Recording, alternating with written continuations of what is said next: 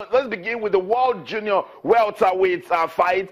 The last time I spoke to you when we were preparing for this fight, Crawford and Ndongo, you said for nothing you love the name Ndongo. Are you still standing with him?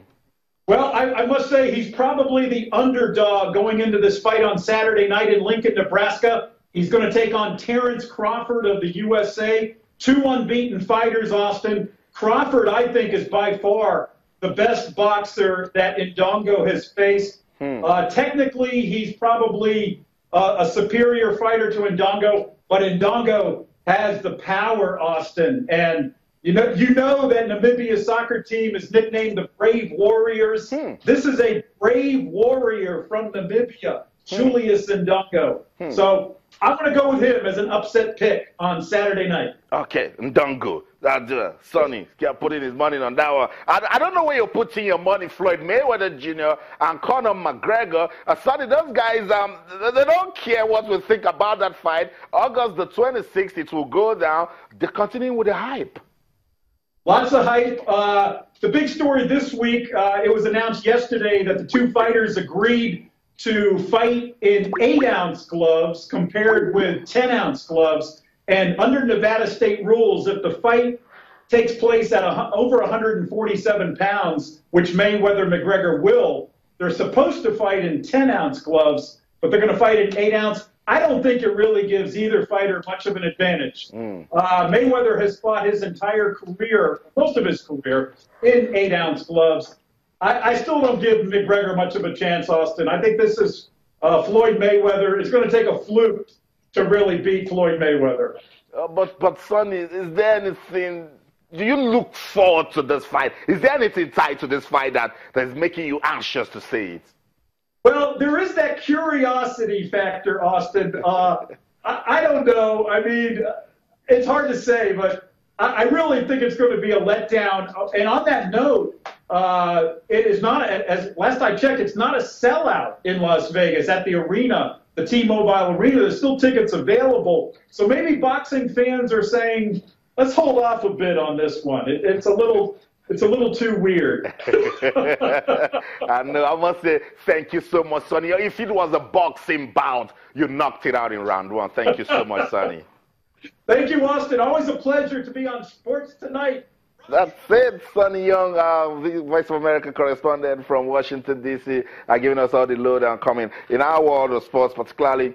He mentioned the United States of America and the dominance at the just concluded IAAF World Championships in London. We mentioned that Usain Bolt. Let's take that discussion a little bit further. Is Usain Bolt the greatest athlete of all time? I tried to shake Sonny a bit when I mentioned Carl Lewis, but he says no. Carl Lewis did his bit, but Usain is the man. Talk to us on Twitter. Channels_sports, Facebook, channels IAAF Sports. And let's use the hashtag Bolt. We're definitely going to miss Usain Bolt. Let's bring the conversation back home now. Talk about the 2017 IATO Cup games were played today. But before we take a look at the results of today's matches, the Nigeria Football Federation, they've sprung to action quickly because yesterday we had a game that wasn't concluded. Kogi United and Enugu Rangers. That game was 2-1. Enugu Rangers got a penalty.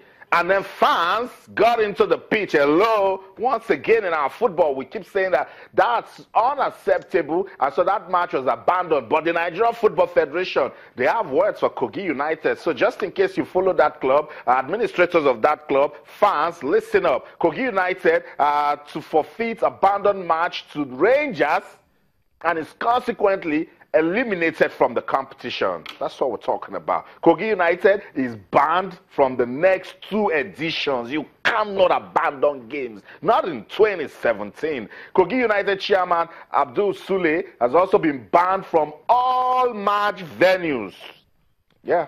That's what the NFF says. Kogi United shall pay a fine of 1.25 million naira. Kogi State Football Association shall pay a fine of 250,000 naira and also suspended from hosting any match in the competition. Zamfara United is eliminated also from the competition and shall forfeit match to Bayelsa United. Zamfara United is also banned from the next 2 editions and are also going to pay a fine of 1 million naira. So that's what it is.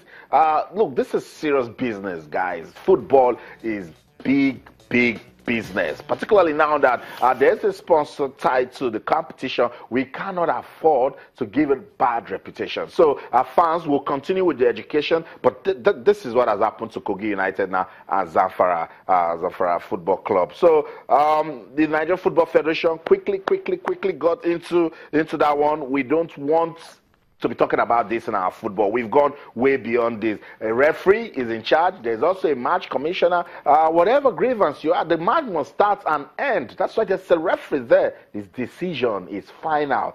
For fans to get into the pitch and then stop that game abruptly, totally unacceptable. And we must say kudos to the Nigerian Football Federation for promptly, addressing that issue. Let's take a look at today's result because the show, the action must go on. Today's results: Niger Tornadoes defeated El Kanemi Warriors 2-1.